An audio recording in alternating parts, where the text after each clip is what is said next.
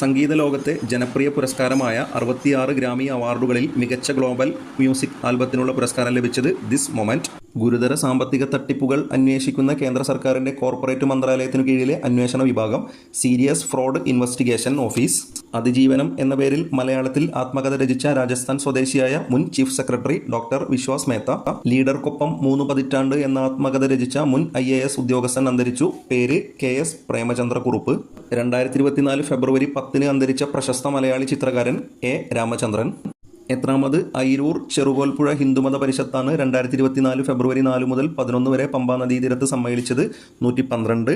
129ാമത് മാരാമൺ കൺവെൻഷനും ഫെബ്രുവരി 11 മുതൽ 18 വരെ പമ്പാ നദീതീരത്ത് നടന്നു. കേരള ചലച്ചിത്ര വികസന കോർപ്പറേഷൻ ഒരുക്കുന്ന OTT പ്ലാറ്റ്ഫോമിന്റെ പേര് സി സ്പേസ്. രാജ്യത്തെ ആദ്യ സർക്കാർ OTT പ്ലാറ്റ്ഫോമാണിത്.